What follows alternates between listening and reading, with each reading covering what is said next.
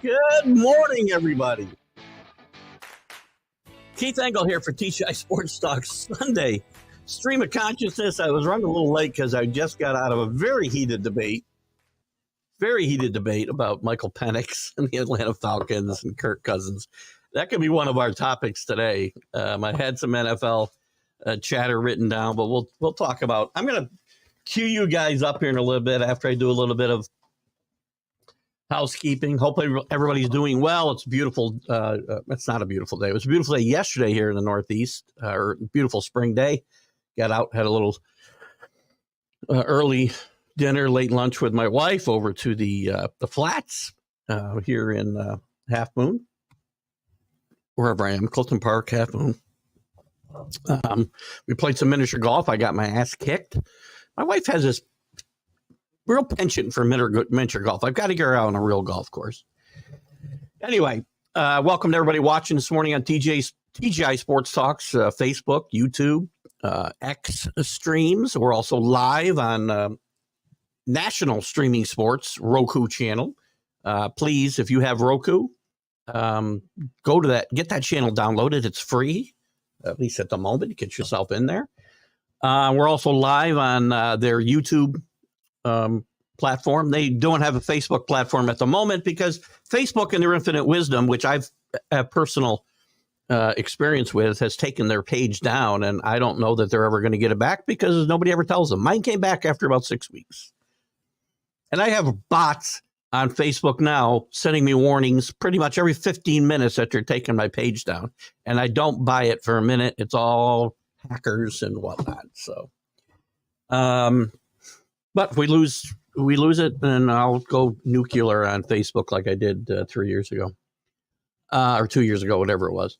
And also, Let's Talk Sports. We're on their YouTube feed today. Shout out to Ralph Williams, over there at RW Media.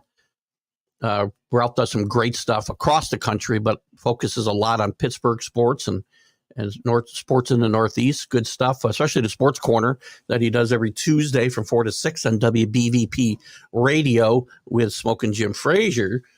And then he does some other stuff all through the week. I mean, Ralph's on almost every night of the week, I think, with something.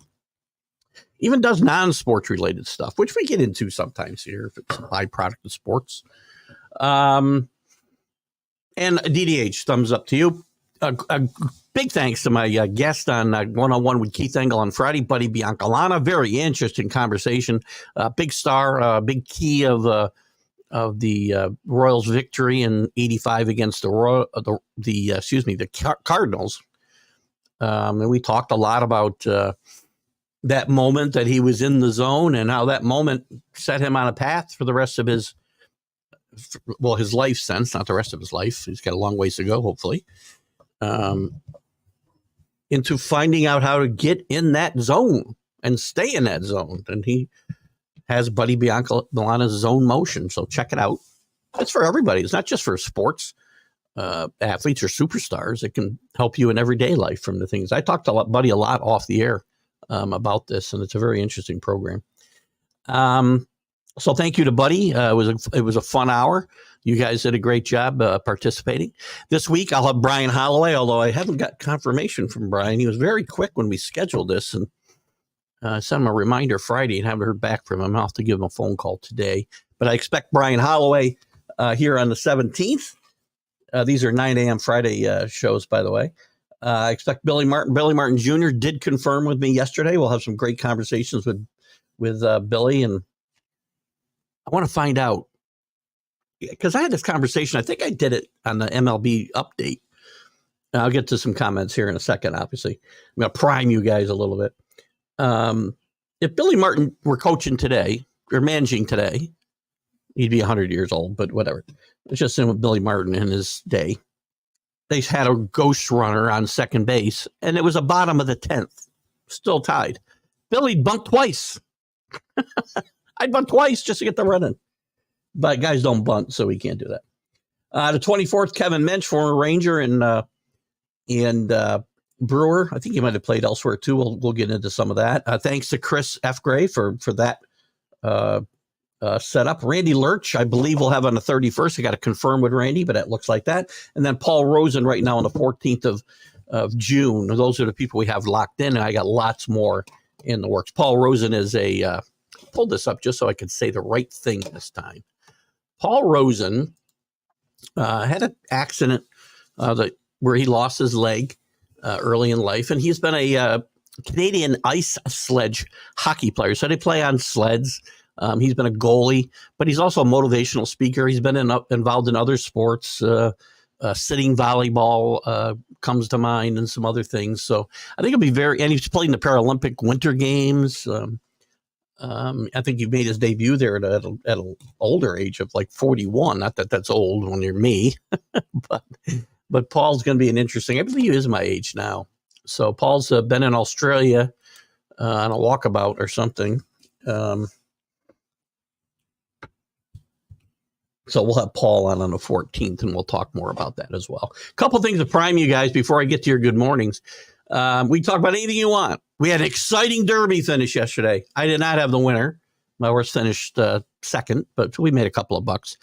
Three-way photo finish. One of the most exciting derbies I have ever seen in my lifetime. And I'm a big horse racing buff. We don't talk about it a lot on this show.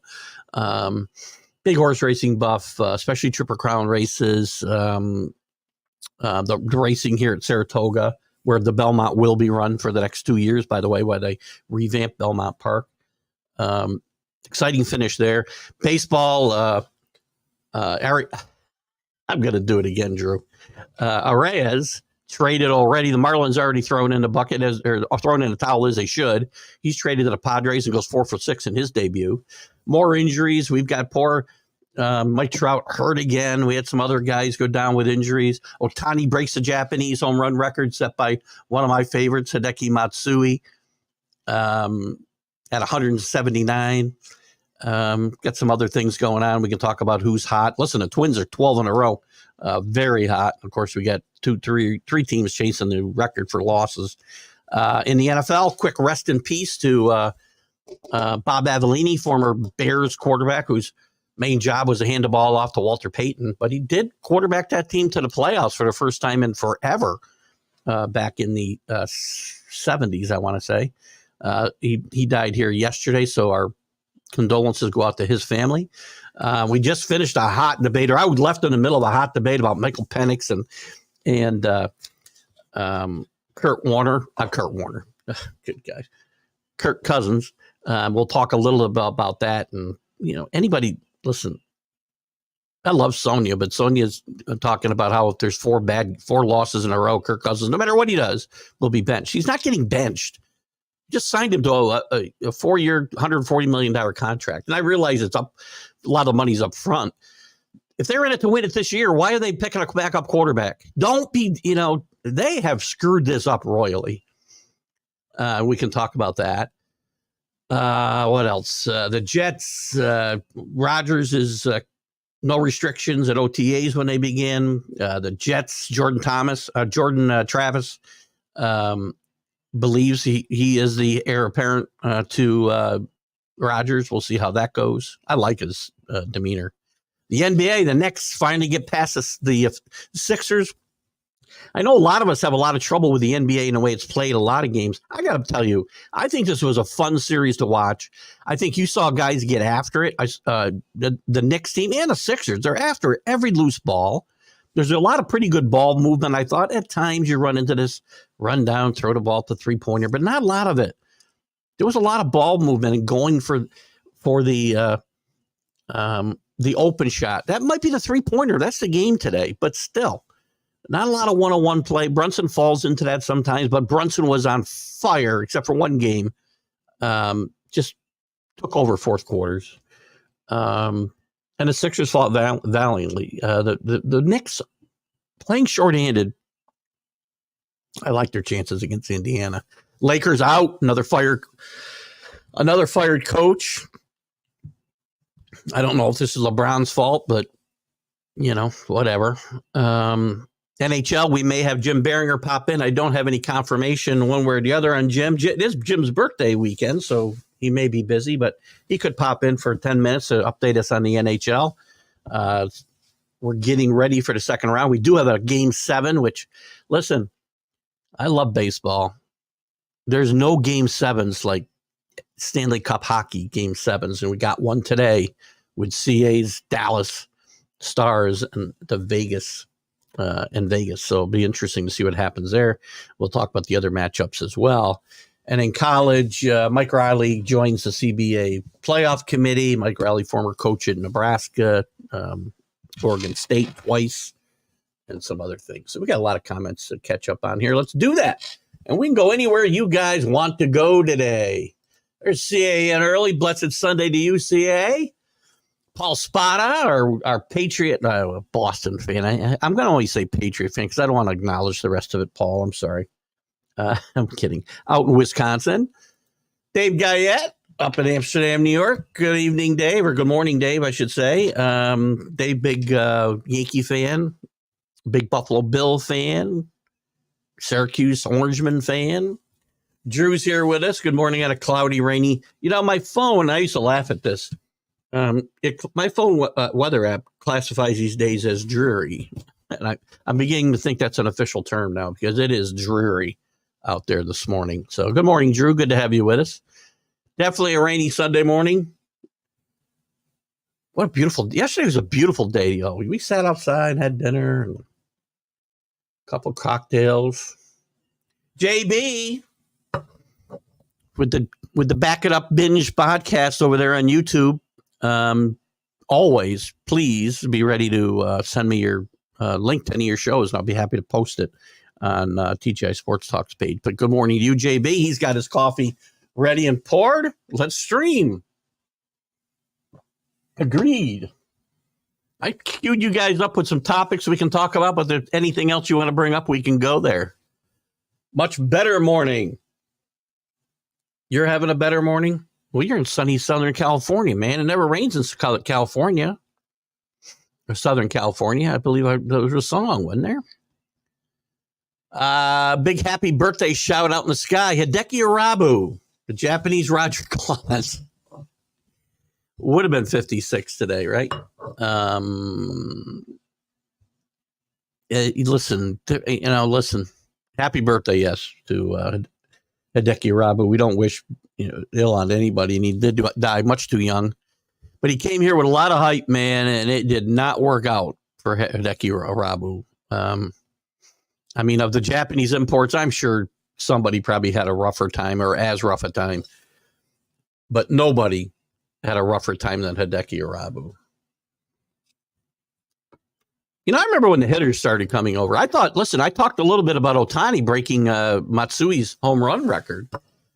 I didn't think Hideki Matsui was going to make it, to be quite honest with you. I said he would be a bust. I didn't have a platform like this to say it, but I said it to all my friends at the time. And as I am wont to do when I'm wrong, I was wrong. Irabu.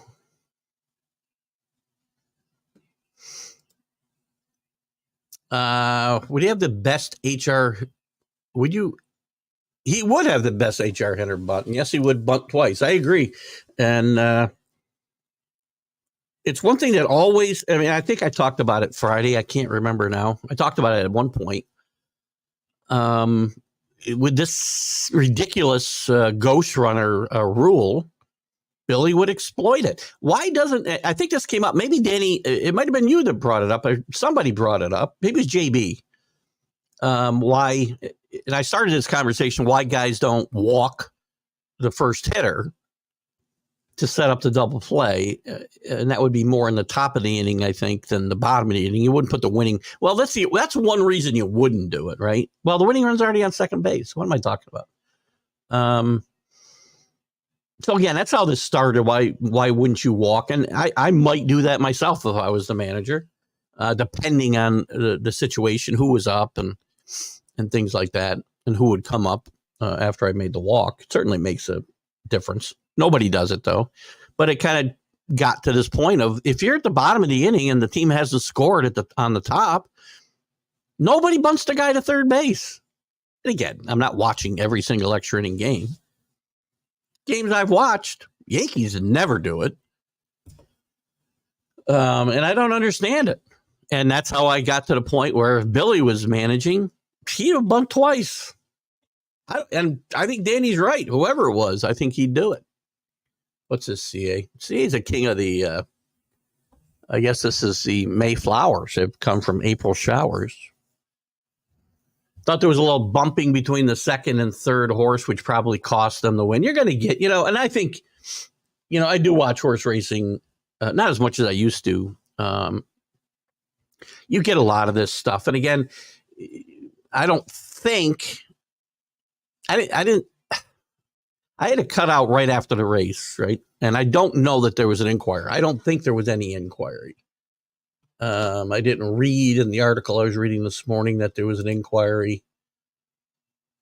Well, when you're looking at a photo finish the way they had to look there, you're probably looking at that as well. But you're going to get, when you're in that close quarters, you're going to have some incidental bumping.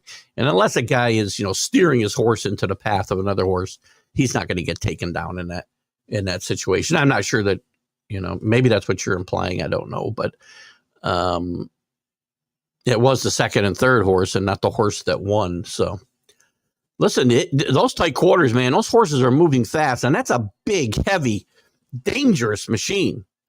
Being a jockey, a thoroughbred jockey, is a dangerous occupation. Dangerous. But I love the sport. Good morning to Steve Orpello up in Perth, New York. Good to have you with us, Steve. Steve had a birthday recently, too. Happy birthday to you, Steve, this past week. Flippers to next to fire coach. Well, I don't know what his contract situation is, Danny, but I don't know how you feel about this, but my money is on Tyronn Lue to be the next coach of the Lakers. If LeBron and whatever colorful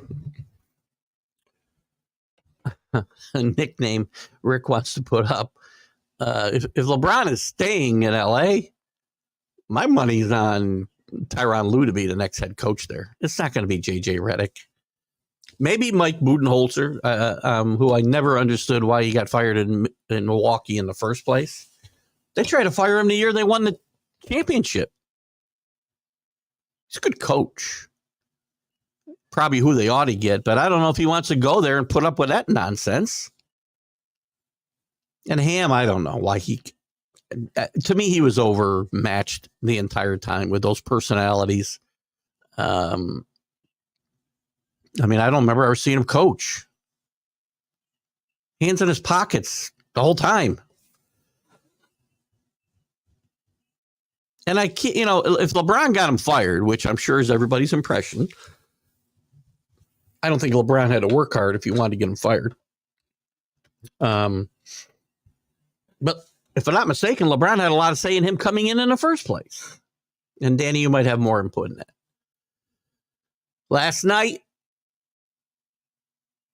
fire. I wanted to sit out by the fire last night, but I was just too tired after that. I walked 18 holes on the miniature golf course, and I was exhausted. I was going to sit outside, have a little cognac, and relax, but I had to get stuff covered up before it rained. So, Danny says in college, UCLA men's volleyball back-to-back champions. Just saying, congratulations to them.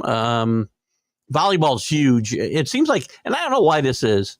Maybe it's because of the all the beach volleyball and whatnot growing up and kids growing up in that atmosphere. But the really good volleyball programs all seem to be out west. The Pac-12 was loaded with good volleyball programs, right? And it's a fun sport. That is a sport, and I don't talk about it a lot, and I don't follow it, so I don't know the players and the coaches and whatnot. But when I see it come on, well, Olympic time, for instance, I love watching volleyball. I think it's a fun sport to watch. So, maybe something that we can spend some more time on. Let's go Stars. We talked about this. We could have Jim Biringer from FullPressHockey.com in today. I don't know. I didn't hear a reply from him. But I told him pop in if he wants to come in for 5-10 minutes, update us on the NHL. We get that exciting Game 7 today. I think it's today, right? JB, it's got to be today. How can it not be today? Where is it? Where's my 3-3? There it is. Doesn't tell me when the game is. God darn it. When's the game? Gotta be today. I mean, these series are all getting ready to start. Exciting game 7 yesterday, actually, in Boston. Toronto continues its first round travails, and Boston avoids another first round collapse. But when is it's not till tomorrow. Oh, it is today. Sorry. 7:30 today, and also the Rangers get started today as well. So we've got that to look forward to. Some exciting stuff.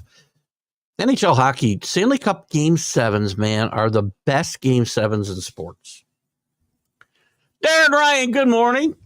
You're not in South Dakota. Oh, that's not the Darren Ryan I know. Good to have you with us from South Dakota. You guys hate people in North Dakota. Is there any kind of rivalry between the two Dakotas? I'm just curious. Great to have you with us this morning, Darren. Let's see, South Dakota. If you got professional sports teams, where are you going? Where are you rooting for in Dakota? Do we go to Minnesota? Let's see, do we go west? Who do we root for when it comes to the major sports or even college? You got some good football teams on the FBS level in North and South Dakota, for sure. Yeah, areas. I'm going to say it. My wife and I talked about this on the way home last night, and after she kicked my ass in miniature golf, I made a comeback. 2 hole-in-ones on the back 9, but I'd given her so many strokes. We should have played by the hole early. I just couldn't catch up. So my ass kicking turned into a 2-stroke loss. 4 hits in his debut. Listen, he'll probably go out there to San Diego now and hit 350 again, 340 again. And I don't know much about right now. I haven't looked into the kids that the Marlins got back, but obviously the Marlins have already given up on this year. And I don't know if this team's ever going to get better. They made the playoffs last year, right? They fired their GM, Kim Engle. I'm not sure how to say her name. But she did, I thought, a remarkable job with this team. The manager, Schoonmaker, did a great. Is this Schoonmaker? I think it is. I want to say Schoonmaker. I could have it wrong.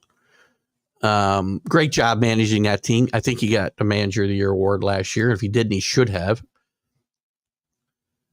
JB, explain to you. By the way, in the NFL, one thing I didn't talk about, huge shakeups in the, and we might have talked about it a little bit last week. I don't know. Huge shakeups on the network pregame shows. I'm not a big pregame. I guess we talked about it on one of the Mac and Jack shows, but big shakeups at CBS. Phil Simms, Boomer Esiason out. Matt Ryan's in. Somebody else is in. The NFL Network fires Michael Irvin. I don't know if these guys are trying to skew younger, which I think is probably the case. If that's the case, the guys on Fox better watch out because the average age over there is about 70. And if I watch a pregame show, I watch Fox because I love Terry Bradshaw. I like Howie Long. And Phil Simms ought to go back on games and replace Tony Romo. So anyway, if anybody wants to talk about that stuff. Anyway, sorry, I got off your topic here, JB. Explain to me why anyone watches and listens to Stephen A. His comments on Trout and baseball ticked me off. I think I talked about this Friday as well, JB, and believe me, most of the time, probably 99.9% of the time, I am not one who is defending or taking the same side as Stephen A. But I don't have a problem with his comments here. Jonathan Papelbon, who's a first-rate knucklehead, by the way, he actually went as far as calling Stephen A. racist. I don't see where there's any racist comments here. He's talking about ball players and why they get injured so much. Obliques, he brings up. I talk about it almost every week. I've talked about the injuries week in and week out. And again, most of the time I would agree with you. I don't know why anybody watches and why anybody heard this and made a big deal of it, because to me, Stephen A. wouldn't be, a major face of my network like he is on ESPN. But in this instance, I've said the same thing dozens, if not hundreds of times now. What is going on with the injuries to baseball players? They don't train for a 162 game baseball season. They do the wrong kind of training and weight training and stuff to hit balls far, throw balls hard, but not really trained to have your base ready to carry you for 162 games. And I'll say also, they're just not as tough as they were years ago. I'm sorry, they're not. They have so many more advantages today than players had in the 70s. What player missed games with oblique injuries in the 70s? Guys that go out there and play on one leg. Mickey Mantle played often on one leg.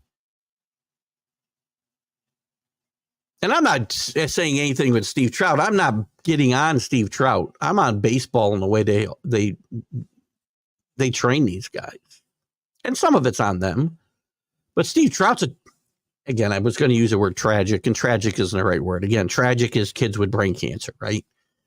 But it's sad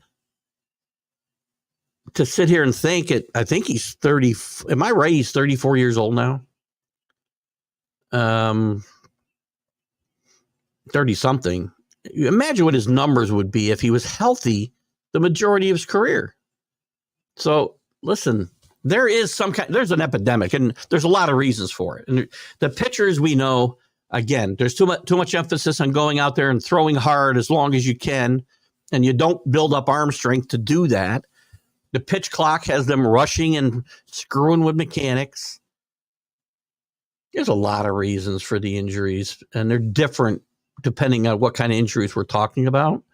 But I've got a hard time, and believe me, when I read this story first, I wanted to take the side against Stephen A. Smith, because that's normally what I'm doing. I expected to do that. Now, unless I have not seen the context, the correct context of what he said, or I misunderstood something he said, I just can't. I just can't. Apparently, looking back and muttering is an ejectable offense. Listen, the umpires are what they are. And I listen, I a couple of weeks ago, I actually started the show with an apology to my friend Dale Scott, former Major League umpire who I've had on for an interview once, and I hope to have on again because he's got a new book out. He dropped out of a very popular, maybe the most popular baseball group on Facebook, Greg Rawlings' group, which I always say the name wrong. Let me take a quick look here. America's Pastime, the love for baseball. I think it's probably the largest,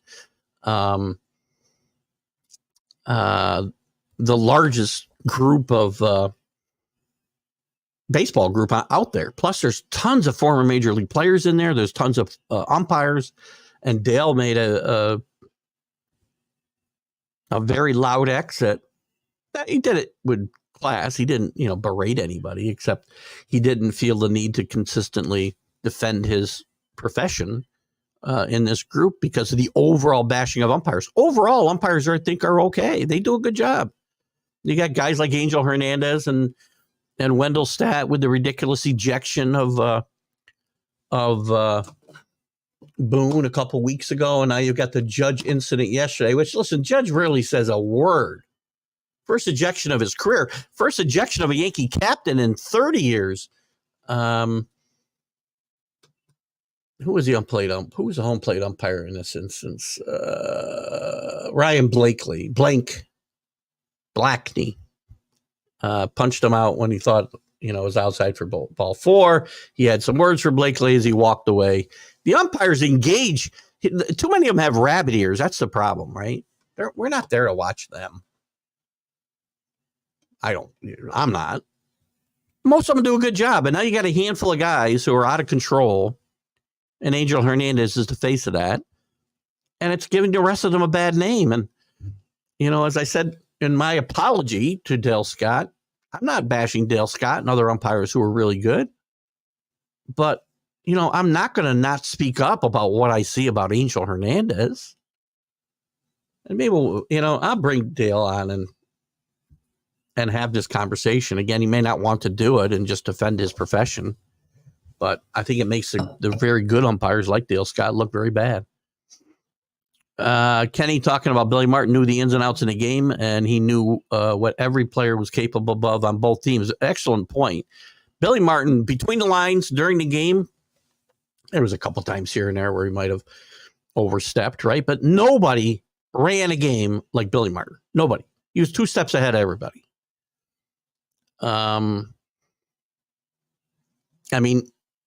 People talk about game 5 in the 77 playoffs. He benched Reggie against Paul Splittorff because he had hit him well. And Reggie and Billy had certainly a rocky relationship in 77 and throughout Billy's tenure, the times he was there when they were both together.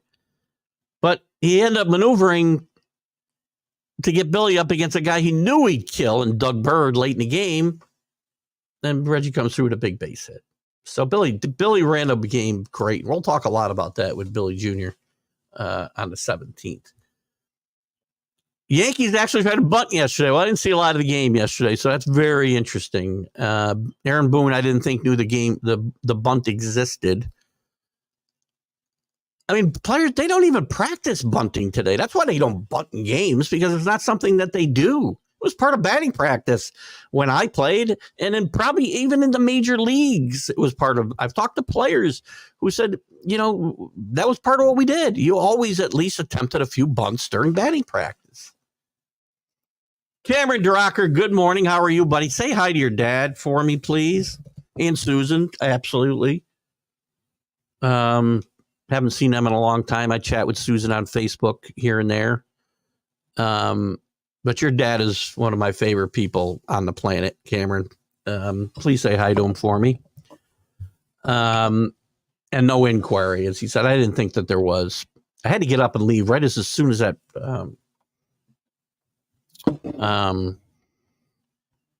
finish was off. By the way, when are we going to start racing these Triple Crown races in prime time? That race went off at 7:00 last night. No, I remember it was 5:30. Then it was 5:45. Then it was 6:05. Then it was 6:20. 6:36. Pretty much 7:00. So Cameron, thank you so much for popping in today. Cameron's out. I don't know where Cameron. I don't know if you're in Broad Albin or the Fulton County area still. I think you are, Cameron, but thanks for popping in today, and please say hi to your dad. I hope you're still here to hear that. Paul, I'm no animal lover. I like racing, but I cringe when I watch a race because I hate to see horses go down. I do too. It's an awful thing to see. I have a problem, though, Paul, myself, with the people who think that this is cruelty to horses. I don't think it is. These horses are bred to run. I was watching a documentary actually about horse racing in general. And to me, the sadder thing was these horses that were bred to run, and they run them for 2 years, and then they put them in a stall they're not always in a stall, but they're cooped up way too much. They don't get a chance to run. They're used for breeding purposes. And they get angry, those horses, because they want to be out and running at full bore. They want that competition. They're built that way. That's what they're bred to do. And it's tragic. It's not easy. I read an article once that said that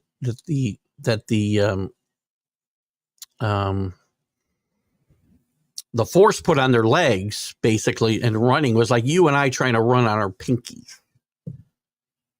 And it is tragic when you see a horse get put down, and it's awful. We had a bad season up here in Saratoga last summer, but a lot of horses get put down, and it brings out the the cruelty to animal people, the PETA people, and whoever else. To me, it's not cruelty. These horses want to go out there and run, and sometimes they meet a tragic end, and it's sad, right? But I think it's just as sad to watch a horse who wants to do nothing but go out there and run and compete is put in a barn somewhere and put out to stud. You think he's got a great life walking around a pasture, trying to make babies all day. And that horse, I don't think thinks that. Again, I don't know for sure. I don't know what a horse is thinking. I know what a horse's ass is thinking. But A's rookie third baseman Brett Harris comes up yesterday and hits 2 HRs for his two. Listen, he's obviously, yes, he is the next Babe Ruth. I know you're being sarcastic, but good for him. Congratulations. I mean, guys, it's a big deal when a guy hits a home run in his first major league at bat. To hit 2 home runs in his for his first 2 hits, I don't think it was the first 2 major league at bats. I believe that would have been a record. I'm pretty sure. But listen, the A's are playing well. The A's have won, 6 in a row at 500? I can't even talk about the A's in my race to 121 games. Lost. It's the White Sox at 7-26. This team is horrendous. Marlins not far back at 9-26. Rockies, of course, are there at 8-25. God almighty. I did miss a classic quick OT game 7 for sure. I did not get to see. I was tired last night, so I did miss that. We'll watch some of the Stars tonight, though. Sunday night's a much better night. Usually, I would have that on, watching a movie with my wife. We watched a good movie last night that I'd never seen. It was the Mo Berg story. I don't know if you guys know who Mo Berg was. Mo Berg was a major league catcher for over 10 years, 12 years, I guess. I know he finished up with the Red Sox. But Mo Berg was a brilliant professor, spoke a bunch of different languages. I think the name of the movie was The Catcher Was a Spy. Had a great cast. And I don't know, the movie's 5 years old, 5 or 6 years old. And it was really good because Mo Berg was given the responsibility of going to kill Heisenberg in Germany so he could not develop the bomb. I won't give away the whole movie, but it was really, really good. And I know the Mo Berg story. I didn't see it in any detail.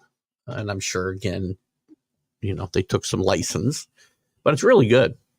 And another good show I'll give you to watch. We just started watching it, and we're in the second season now. Jack Reacher.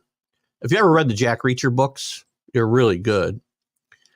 And if you watch the Jack Reacher movies with Tom Cruise, horrible casting, and the movies are okay. But this series is much closer to, and I think they're only 8 episodes long. The books, they're much closer to the books. And it's really well done. There's some really good humor in it, and it's a fun series on Prime. I remember seeing some old chariot racing archive footage in John Wayne movie from the 1930s. The jockey would ride standing on 2 horses, a foot on a horse, and use a leather leash. Well, there wouldn't be chariot racing, would it, Chris? Because there's no chariot there. The greatest chariot racing scenes I've ever seen were from, of course, Ben-Hur. And I did not see the original Ben-Hur, in the 20s. But the 1959-ish movie with Charlton Heston and Stephen Boyd, I think, is a really, really good movie. And the chariot racing scenes are just phenomenal for that time. I think they were just phenomenal. And you talk about it dangerous. I don't know about jockeys being dangerous. Chariot racing is certainly dangerous. And then if in what you're describing here, where you're standing on the 2 horses, sounds very difficult, Chris. Maple Leafs did lose in 7. Where's my Oops. Playoff Central. I want to see. I think, if I'm not mistaken, the Bruins had a, that's Florida, Boston. Where's the, I want to get to the first round here. Can I not get to the first round? This is where we are now. Anyway, I know the Bostons looked like they were in control of the series. Then it looked like they might blow it. This is two teams with some recent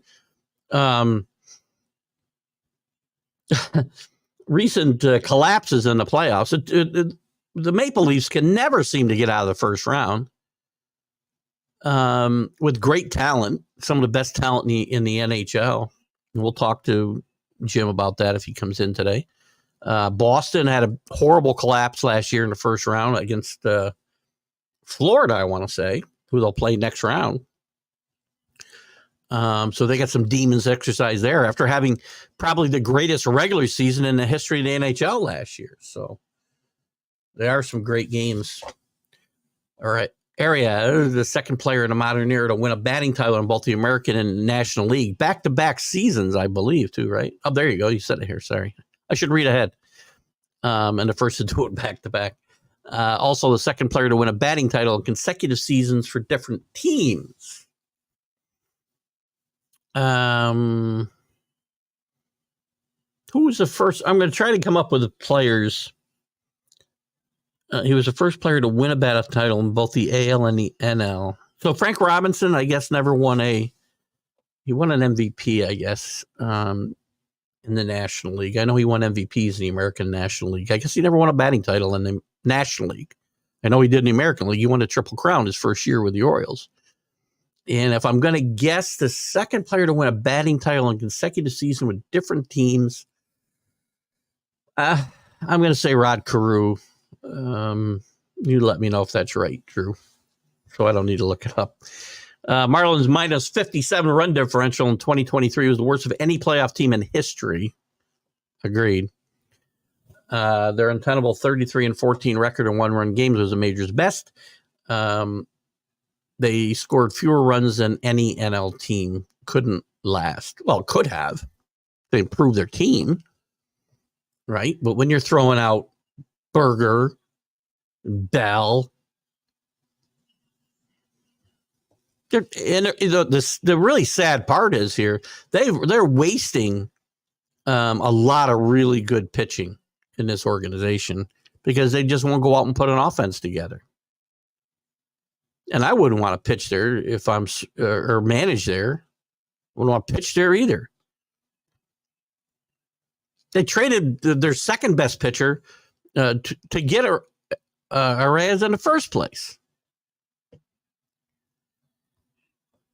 And winning one-run games, look at it. I mean, it's not untenable to be able to go 33-14. I mean, good teams win close games, right? But that type of run differential, you obviously are playing badly at certain times. Run differential sometimes can be a little misleading too. I mean, if you get blown out in 10 games, can certainly skew that number a little bit. But it's a number that I look at, definitely, for sure. It's a good number. And the Marlins they were heading in the right direction. And then they fire a GM who got them headed in the right direction. You only gave her a couple of years.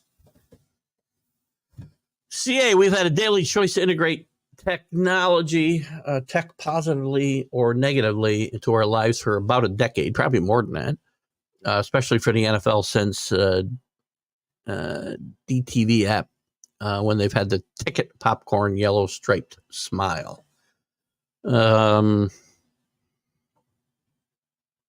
Yeah, well, look, I don't know where we're going with this comment, CA, but technology has its pluses. We can do things like this that we couldn't do, 20 years ago, 10 years ago, maybe even. Probably 10 years ago. But again, like anything, we'll take it too far. AI's coming, man, in everything. Everything. There's dangerous things to it. Kenny sent me a great deep fake yesterday. Kenny, I don't know where you found that, but it was Devin whatever his name is it Debenham? Actually, Lakers coach now. Well, a great deep fake of him in a press conference ripping LeBron and ripping Davis and ripping everybody in the Laker organization. And if you weren't paying really close attention, or maybe even if you were, I mean, if you didn't just sit there and think, oh, this guy, nobody would ever go off like this, you would have thought it was real. In these cases, technology is scary because there's going to come a time, and we may already be there, where you don't know, you can't be sure what you're watching is real. You can't be sure if I got to worry about what an NBA coach is saying in a press conference and worry about whether it's real or not. Now, again, they take it so far that it was obviously a deep fake. But you're not going to know what your politicians are saying to you. You're not going to know what anybody's saying to you on a screen of any kind. So listen, technology is good, and technology is a bit scary as well, because when AI takes over and the machines rise up and take over, the first guy they're coming for is me, because I berate them right and left. I'm Siri and I and Alexa and I have running battles, and I tell them exactly what I think of them. And when the machines rise up, I am totally screwed. Don't be around me, because I'll be one of the first to go. Fox is the best pregame show and the oldest gentleman. It is the best pregame show. They've got real characters in certainly Terry Bradshaw and Huey Long, the former governor of New Orleans, one of the most corrupt politicians ever to walk the face of the earth. He's not on the pregame show. It's Howie Long. I even like Strahan, who I'm not a huge fan of, probably because of personal reasons. 2 Sundays in my life I'd like to forget. But I think Fox does the best job. And I'll be quite honest with you, I rarely watch the pregame shows. When they're on, I'm usually where I've gone to watch the Patriot game, and I'm kibitzing with my friends who I'm catching up with, and that's why I'm really there, to see people that I don't get to see all year long, except during football season. Darren's from Minnesota, so he's a Minnesota sports fan. Out here, it's Jackrabbit country, and there's biggest rival is the Bison from NDSU, North Dakota State. You also have a lot of Chiefs fans, Bronco fans, Viking fans. I can imagine they would go around the 3 dominant NFL fan bases, but mostly the Minnesota Vikings and Kansas City Chiefs. Makes sense. Cameron, awesome to see McPeak and Hernandez both win the Oaks and Derby in consecutive days. Yes, they're 2 class acts in the jockey world, and you certainly root for guys like that. Everybody's got guys they root for, right? I tend to root for the older guys as a rule, because especially since I'm older. It's funny, I get to golf, I root for the older guys, and the derbies or the horse racing, I often get roped in. I made some big scores, man, on Billy Shoemaker when he was in his 50s racing. If you remember, on who's the horse he ran? 50-1 he wins. I bet the horse, because the trainer had said, this is back in the 80s, 86. That can't believe I can't remember the name of this horse. What a boatload of money. Because the trainer said he would never enter. He'd lost in a derby so many times. He said he had a derby horse in 25 years, because he said he never had another horse that he didn't think would win. And I said, that's enough for me. And Billy Schumacher was on him. One of his probably his last derby win. God, it'll come to me. Ferdinand. Met a terrible fate, Ferdinand, too, man. For sure. Chris. Fox, a station great for movies, great for sports. That being said, how the heck do we get? How do we go to it for news? Well, I can go there for news. A lot of people can't.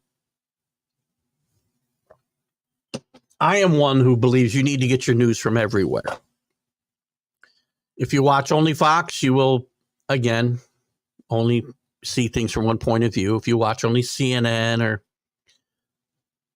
one of the other socialist networks, you're going to get things from that point of view. I look at every point of view. I certainly lean towards, the direction Fox News goes, but again, TV news, all the TV news is biased in one direction or another.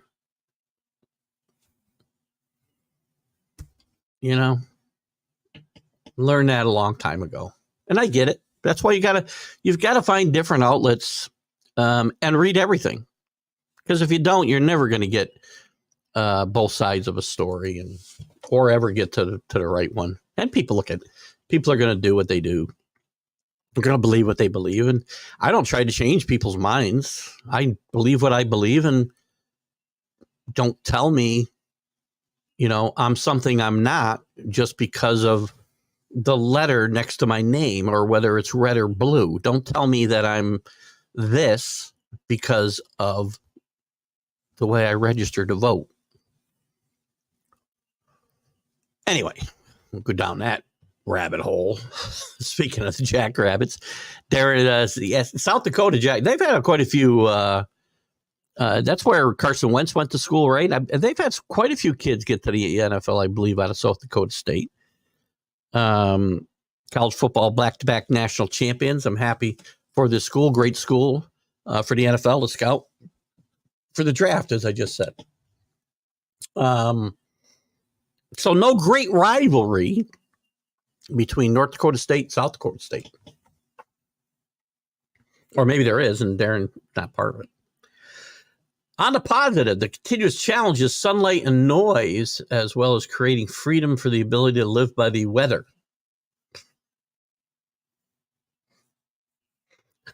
CA. Do you hang out with Kenny in the mornings and I'm just not aware of it? What's the deal here? Anyway, continuous challenges, sunlight and noise, as well as creating freedom for the ability to live by the weather. Well, you got to live by the weather. I got no choice. Well, of course, if you're of a certain ilk, you probably think the government's controlling the weather as well. So, it is what it is. Spencer Turnbull, 6 starts.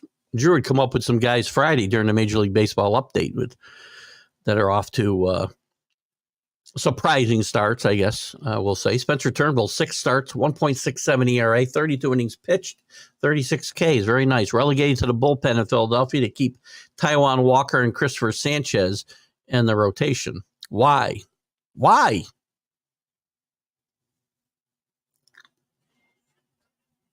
Yeah, I love Rob Thompson. And people know how much I'm not a Phillies fan by any stretch. And by the way, speaking of injuries, we talked about Mike Trout a little bit. JB brought up Mike Trout. Trey Turner's now out for about 6 weeks with an injury as well. So star players just keep going down right and left. So again, maybe, Stephen A's got a point. Believe me, I am not inclined to agree with that guy as a rule. But back to Rob Thompson. Everybody knows how I feel about Rob Thompson. Not a Phillies fan, big Rob Thompson fan. I wanted Rob Thompson to be the manager of the Yankees. After Joe Girardi left, he got a cursory interview and promptly left the organization when Aaron Boone was hired. So my Aaron Boone rants is not 2020 hindsight. I didn't want the guy to begin with. Aaron Boone's a nice guy. Nice guy. Decent ball player in his day. I just don't like the way he handles his team. Mostly, I don't like the way he doesn't hold guys accountable for mental mistakes, base running, fundamentals in certain game situations. He did rip Gleyber Torres the other day. Good for you, Aaron. or as close as Glaber or as close as Aaron will get to doing that. But I'm a big Rob Thompson fan, and I don't know what's going on there to keep those two guys in the rotation when this guy's pitching that well. Crazy. What do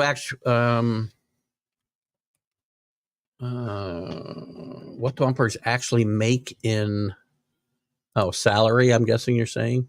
I think they don't make a bad buck today. MLB. Hold on, I got the wrong keyboard on top here. MLB umpire salaries. A major league umpire salary can range from $120,000 to over $300,000 annually. Their compensation reflects their extensive experience, the high level of skill required, and the intense pressure they face in each game. Well, let's see if this backs that up. The average salary. Now, this is a little different because this is saying the average salary is $300,000. They also receive benefits such as health insurance, pension plans. Now, these are full-time employees of MLB, unlike the NFL and some others that only do part-time referees. Plus, they also get per diems for food and stuff like that. Hell, in AAA, they're making $3,000 a month, $4,500 a month. That's not a lot of money, but you know. So again, they're pretty well paid, and again, I do believe, and they got a very strong union though too, Stephen. They got probably one of the strongest unions in the country, not just in sports.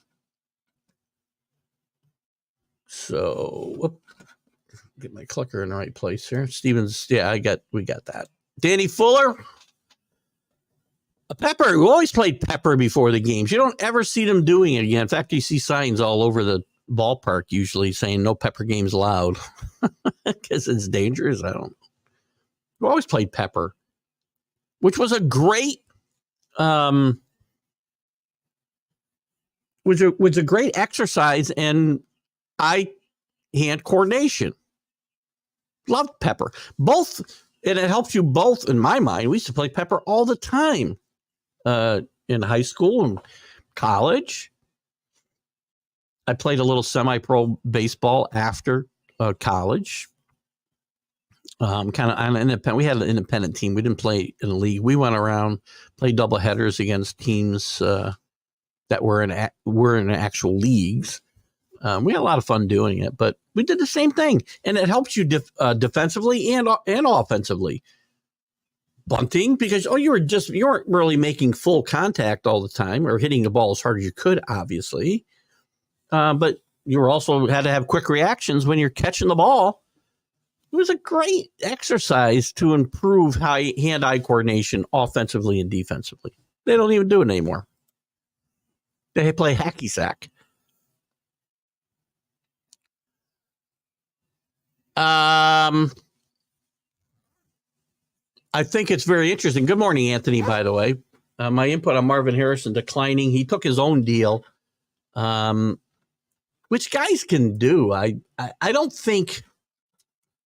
Let me see something here. I don't think that they. So he signed his own deal. Whoops, wrong guy. OBJ, by the way, with the Dolphins.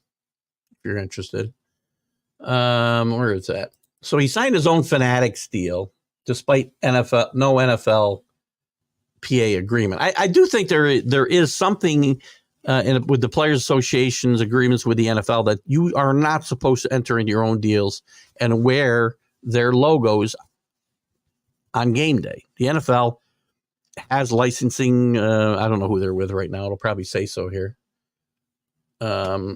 He did sign his own deal for over $1 million. But these guys sign, you can sign with other entities, right? And let's just say, who is it? I mean, it was Rydell for a long time, obviously. I'm going back probably 40 years. Reebok at one point. Who's the NFL with?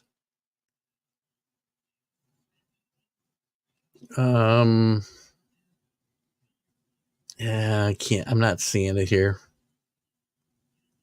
Or is it Fanatics? That is.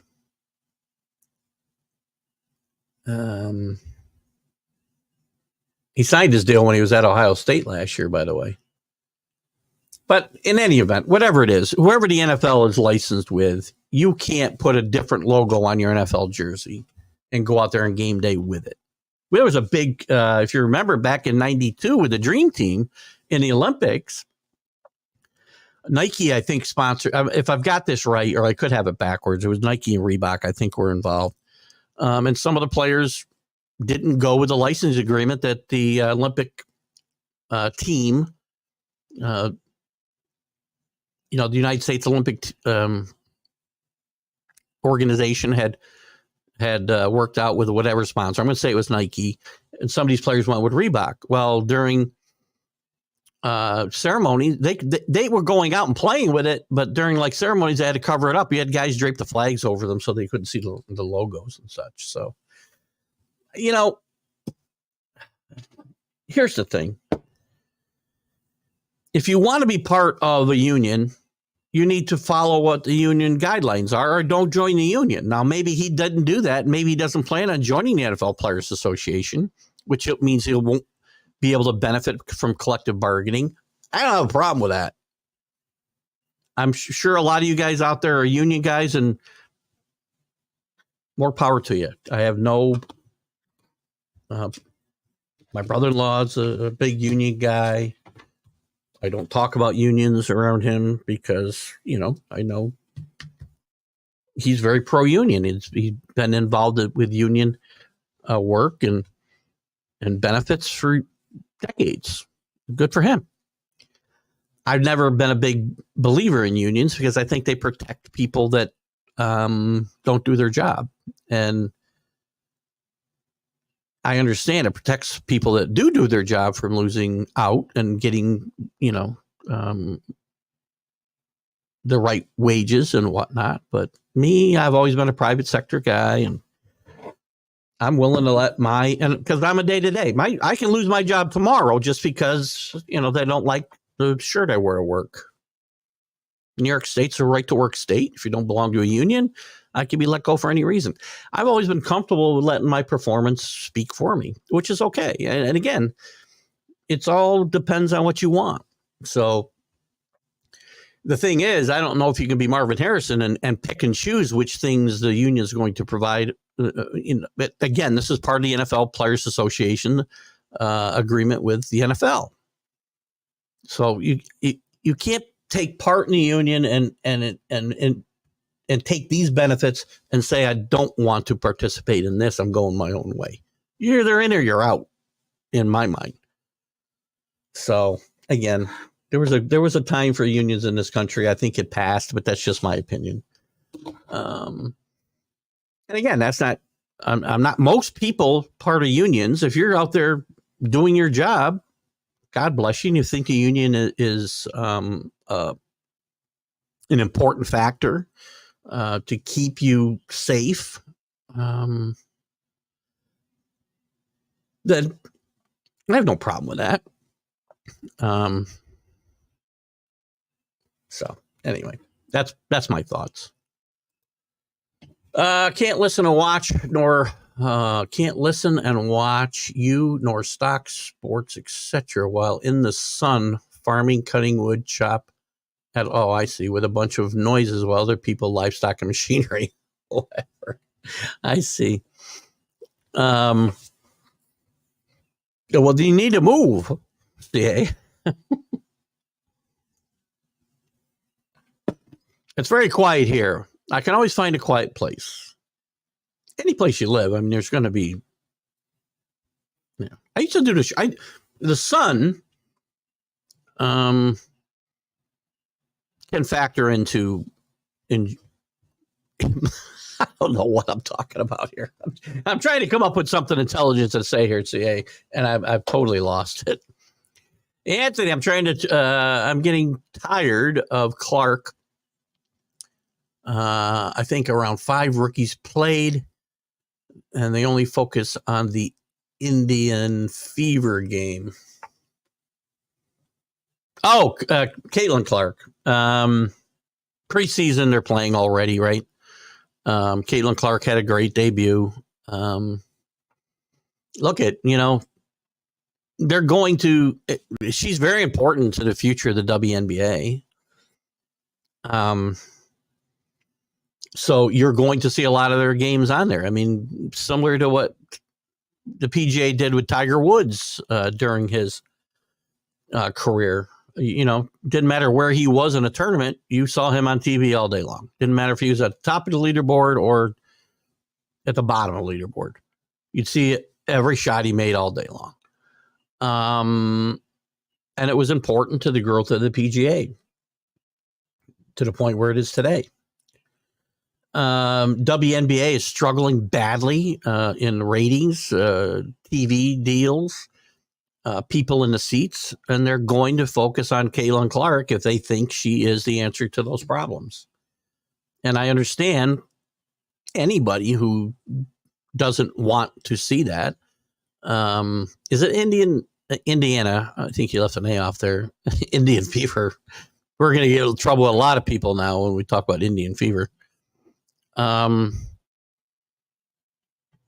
But to be quite honest with you, I did not even know the Fever was their nickname. So I haven't paid a lot of attention to it. I do know from reading, just following sports news that Caitlin Clark had a really good first preseason game. She's important to the WNBA. If the league's not just going to survive, if it's going to actually grow into something more than what it is, which is a league that is barely surviving, quite frankly. There's nobody in the stands. And, so however they cover.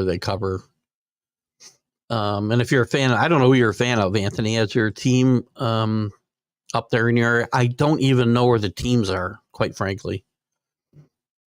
Except a few. I mean, I follow the sport a little bit. So Chris, curious if Luis area, why can't I do it? Could be the first player in a while to collect 100 RBIs with single digit home runs. Last player I can think of was Tommy Herr. Tommy Herr did it. I think he hit about 8 home runs, maybe. Paul Molitor came close with 10 HRs and 89 RBIs. Tommy Herr probably was the last guy. I feel like Thurman did it one year. By the way, with the way the game's played today, that would be remarkable.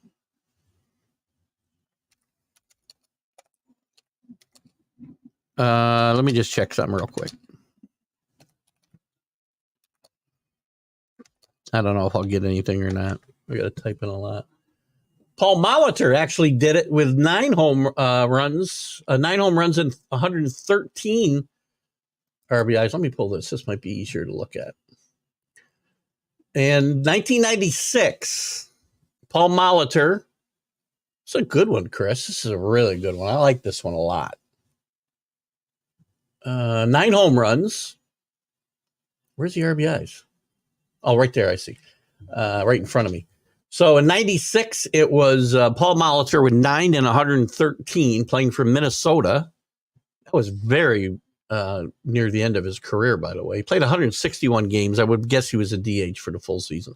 Tommy Herr had 8 homers and 110 RBIs in 1985, the year they lost the World Series to the Royals, which we just talked a lot about Friday on One-on-One with Keith Engle in our interview with Buddy Biancalana. Then you got a bunch of old timers, right? George Kell, Dixie Walker, Bob Elliott, Dixie Walker. These are all back in the 40s and 1950s, the latest. Cecil Travis, Billy Herman, Lou Boudreau. 30s and 40s guys. Pinky Higgins, Luke Appling.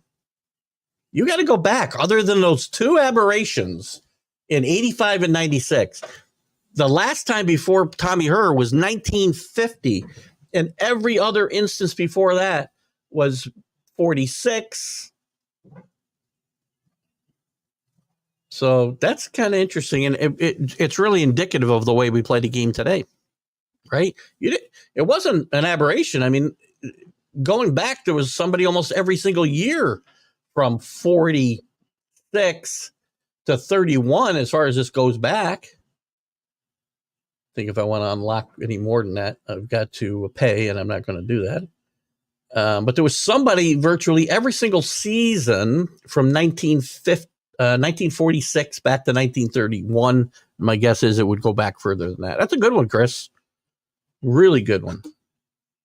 And again, I think it does speak to the way the game's played today. Thurman was close. I think the year Thurman won the MVP in 76, he only had, let me see what Thurman did. Hold on. I know in 76 he had like 13 homers and 100 RBIs. He won the MVP that year. Let me check Thurman's numbers real quick. Thurman had 100 RBIs 3 consecutive years, 75, 76, and 77. And he hit 12. I was wrong. It was 12 home runs in 75. He won the MVP in 76 with 17 homers and 105 RBIs, and he hit 18 in 77. So Thurman was close 1 year, but kind of interesting. Drew with a fantasy update. Oh, thanks, Drew. This is always my favorite part of the show. Rick is kicking my ass this week after I had a bit of a comeback last week against aforementioned Drew Ehrlich. You're a mediocre 10-10, which would be improvement for you. I just can't get it going, man. It's not as bad as last year. Last year I buried myself in your league early on. The other two leagues, by the way, I'm in the middle of the pack. I'm a few games over 500, I think, in one, and right around 500 in the other. This week I'm losing everywhere. I buried myself early in your league last year and made I'll say myself, a valiant run to try to make the playoffs, as I had a great last 2 months, but the season was 1 week too short for the playoffs start. One more week, I think I would have made the playoffs. Can't bury yourself early, man. So it's not quite as bad as that, but it feels like that. CA, we can create shade. I swear you're hanging with Kenny. Kenny, have you and CA made some kind of connection that I don't know about? We can find and create shade, use tools that make little noise, and use no energy while workout, using only our energy and phone and tablet battery, even while creating it. Mm-hmm. We can find and create shade. So we can take care of the sun, I guess. Use tools that make little noise. Tools all make lots of noise, so I don't use them early in the morning. I love making noise. Nothing makes me happier than to fire up my chainsaw and cut down a bunch of trees. Now, I want somebody else to take them away because I'm old and I don't want to carry a bunch of cut up logs around. But I love cutting shit up. So I like making noise. My leaf blower makes a lot of noise. My chainsaw makes a lot of noise. My weed whacker makes a lot of noise because I got a gas-powered one that would take down a freaking medium-sized tree, for crying out loud, which I don't need, but it's what I have. Because at one time I did need that. Jack starred in the original. By the way, I started to tell this story, and we can go into this. And by the way, if Jim Biringer does pop in here in the next 45 minutes at any point, we'll put our comments on hold, as I said, as we have the last few weeks. Get Jim in here, and then we'll go back, and we can make comments for Jim, and I'll put those up. And then we'll come back to where we left off.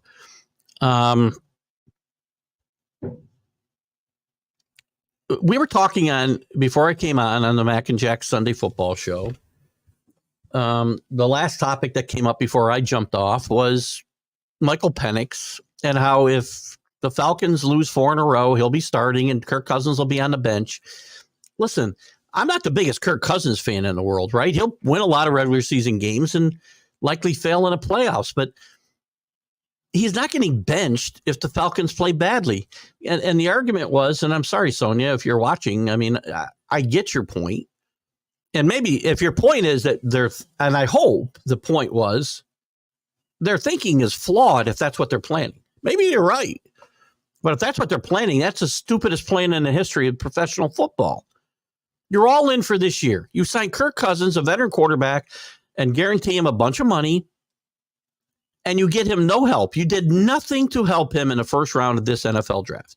With the 8th pick, you did nothing to help him.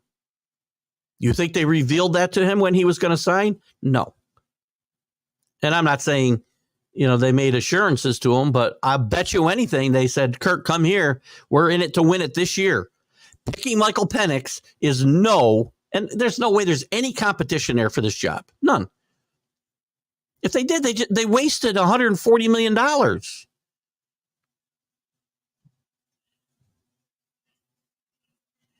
I mean, and if that's their plan, they're nuts. They're planning for the future. I guess you can get me to understand it if you hit me over the head enough times.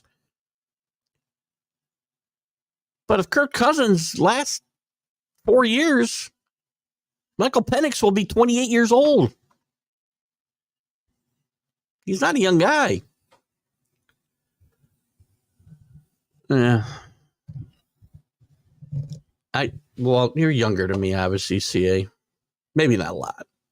We probably had this conversation, but my axe days are over, dude. I cut them up. You take them away. You split them. And I'm not cutting down trees with an axe anymore either. God made chainsaws for a reason. Where was I? Good guess. Is it Carew? Is Carew right, Paul, on my winning with 2 different teams? That would have been my guess. I didn't get any confirmation. Cameron is back in Broad Auburn. Good. You were in Saratoga for 5 years. That's close enough. But I'm back in good old Fulton County. Listen, I grew up, obviously, in Fulton County, as most people know, a proud graduate of Perth University. Perth High School. Perth, not Broad Auburn, Perth, Cameron, where you likely graduated from. And your mom worked.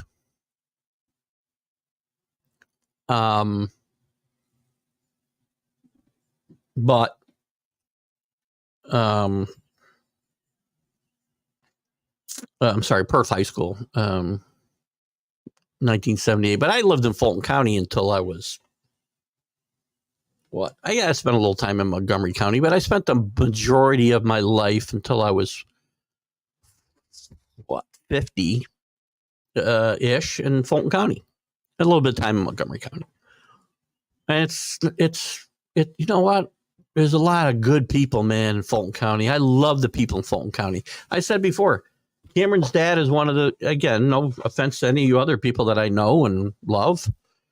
But his dad, I had so much fun with. We talk about horse racing, man, and I'm sure Cameron got his love of horse racing from his dad because we spent a lot of time at the track, the Saratoga track during the summertime. We had a lot of fun. And I miss seeing your dad, and I hope he's doing well, and I hope Roger, your Uncle Roger's doing well. He's a great guy as well. Funny, Roger cracked me up so much, man. Such a funny guy. I do believe I heard he lost his wife, so my condolences there to Cameron if you see your Uncle Roger. Great people, and as I said, please pass along my hellos. I always hope I run into them somewhere. I know him and Susan are like in South Carolina this last half of the winter, if not all winter now. I don't know how long they spend down there. Maybe they're not back yet, but great people, salt of the earth. And I had a lot of fun. A lot of fun, man. Your father and your uncle, Jack Thompson, and some others. We had a lot of fun. Lopez was traded for Raz I'm stuck again, Drew. What is it? I've got these mental blocks with some of these guys. I know their name and I'll say it right, and then I say it wrong for whatever.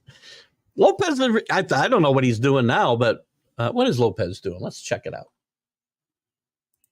Let's just take a quick look. I bet you he's pitching pretty well, because I thought he was a really good pitcher with the Marlins. Yankees were after Lopez at the trading deadline a few years back. How do I get to pitching? Here we go. What's Lopez doing? Okay, 7 starts. Not great. 4.30, 1.04 whip, 45 strikeouts in 37 innings. That's pretty good. That ERA could come down. That could be one bad start, right? And he's 3-2. He's a really good pitcher. CA, what do you got here, buddy? How about Colton Becker, NDSU, poised to be a threat on the road to Omaha? Yes, and I don't know if Darren is still with us, but it's going to be very interesting. We're going to talk more about that on the college sports huddle on Wednesdays as we lead up to it. The road to Omaha will get started here with the conference tournament starting in mid-May, later May. Actually, probably mid-May. They'll probably be done the end of May, and then by Memorial Day, I think we start the regionals for the NCAA tournament, and you get to the super regionals, then you get to Omaha and the actual College World Series. Danny left speechless again, which happens a couple times a day. Anthony, don't mean Marvin Harrison Jr. won't have no jerseys or be on video games if he don't sign a deal. He can't be like he can have jerseys. He can't wear them during the game. He can have a Marvin Harrison Jr. with, again, I don't know who does the jerseys right now. It's escaping me. I tried to catch it quick and I couldn't. Let's just say, let's just say it's Nike. I'm not sure who it is. He can sign a deal with Fanatics and have a jersey that Fanatics sells. But he can't wear it during a game. He's got to wear the NFL stipulated jersey. Shoes, same thing. Helmets. I mean, they're all going to be whatever the NFL stipulates the players have to wear in their agreement with the Players Association. So, and he can't, if they have an official, which they do have like an official deal with Madden, right? For video games. I suppose he could go off and be part of his own video game and they couldn't stop him, but I don't believe. But then he can't, he also can't profit off of, at least if I'm the union, this is what it should be. Again, that's why I say you can't go and profit somewhere outside of the union and then also profit on the things that you've wanted to leave the union behind on. This is my take on it, and we'll have to see how this goes legally here in the next few weeks, and we'll find out for sure.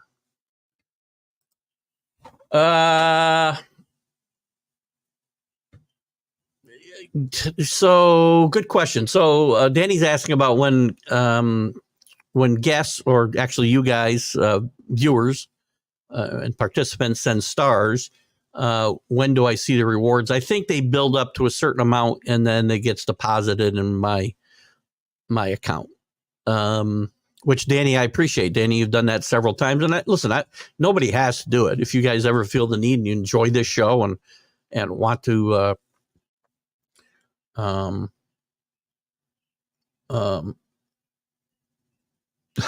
want to reward me in any way for entertaining you as many hours as I do during the week, that's great. I don't do this for that. I might make more of an effort to do it when I officially retire from my real job. But right now I do it for my enjoyment and hopefully your enjoyment. I mean, I do this to have fun.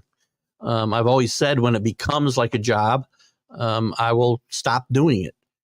But at the same time, if people want to reward me, I'm very happy to accept that. And I do get, it builds up to a certain amount, and then they will deposit money into my PayPal account. So it's very much appreciated, Danny, what you've done. And if you didn't do it again, it'd certainly be fine. If you continue to do it, I'm very, very grateful, just so you know that.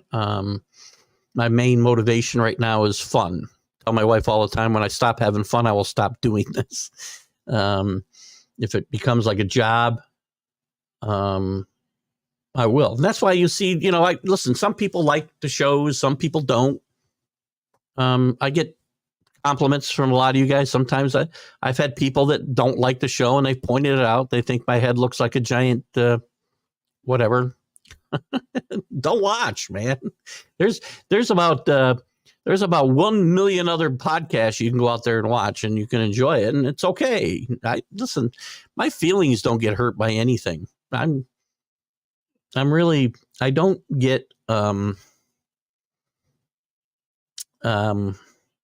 offended by anything. Somebody said my head looks like a giant whatever. Well, fine. I guess I'll get called worse at some point.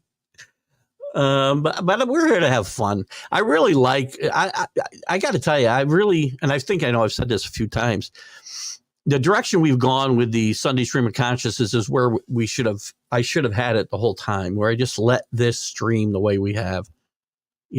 I give you guys some primers, right? And I make a few notes in case things bog down a little bit. We bring Jim Biringer in to talk about hockey. But I like you guys, especially in this show, to have your input. Even on the sports huddle, I like that. When the season's going on, we have a little bit of structure as far as going through the conferences and the rate rankings and upcoming games and such.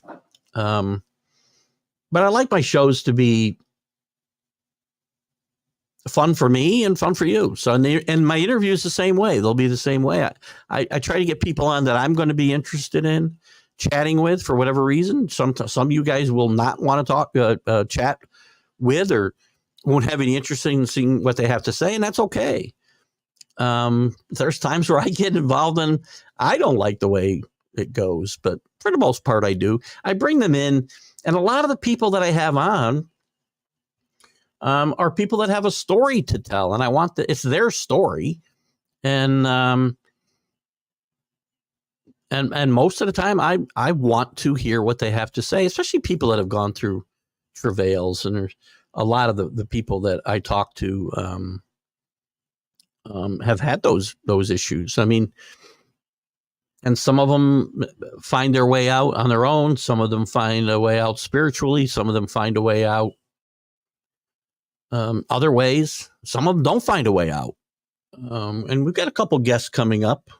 Well, one guest for sure coming up, Randy Lurch, who's had a lot of issues throughout his life and career. And he's suffering with, he was given very little time to live, like 5 or 6 years ago, when he was diagnosed with end stage cirrhosis, basically. And he's still here. And he credits, the good Lord with helping him find his way, which is good. That's fine. I mean, again, we all have our opinions about these types of things. This story's really, I just finished his book. It's really good. If you don't know Randy Lurch's story, we'll push his book a little bit. I don't have it with me in front of me, and I don't want to misquote it. It's an easy read, and it was a lot of fun to read, because you do hear a lot. You learn about his career and a lot of the stories about the Phillies players and the Brewers players that he played with, and he played in with the Expos and a bunch of different places. But it's a lot of fun. So somehow I got off on a stream of consciousness there myself. So anyway. I don't know. Well, I'm here to have fun, and I'm not looking to make a ton of money, and maybe in retirement it'd be nice to make a few extra bucks. I do appreciate it when anybody does anything like that. And Danny, you've been I appreciate it. I'm grateful. I don't mean to, when I say I do it for fun, doesn't mean I don't appreciate it when somebody does what you've done. CA's laughing about something, probably. Maybe the Kenny statement. I don't know. Ed Delante won the NL batting title in 1899 and the AL in 1902. There you go. DJ LeMahieu won in both leagues too, but that includes his 2020 title in the AL.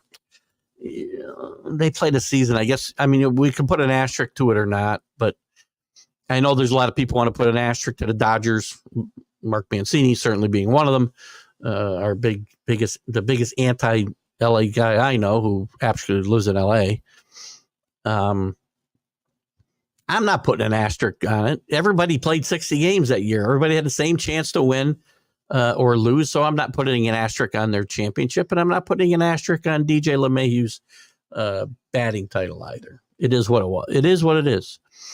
So there you go. Good information.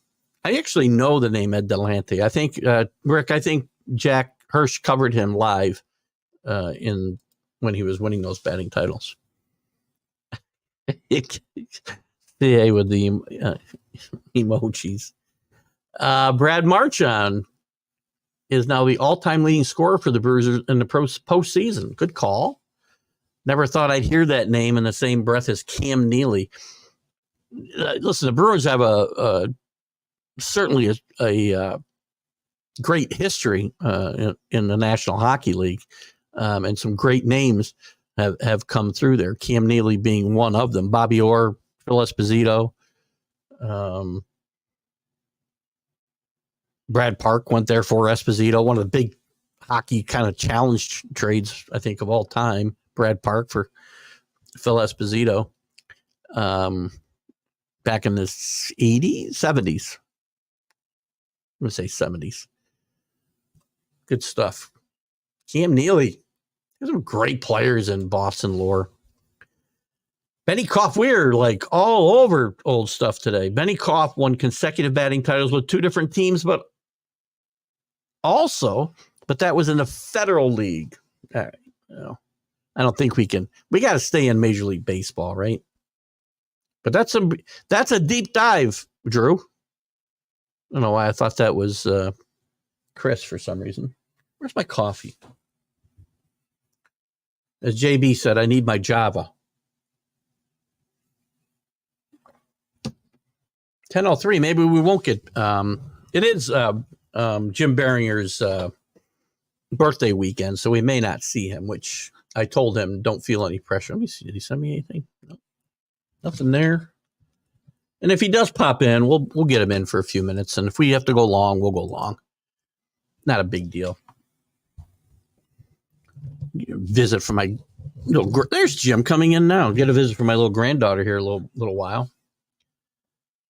Help me out here. Let me put this up before I bring Jim in. We'll get back to your comments again, guys, after we bring Jim in for a few minutes to give us a little bit of an update on where we are and where we're heading.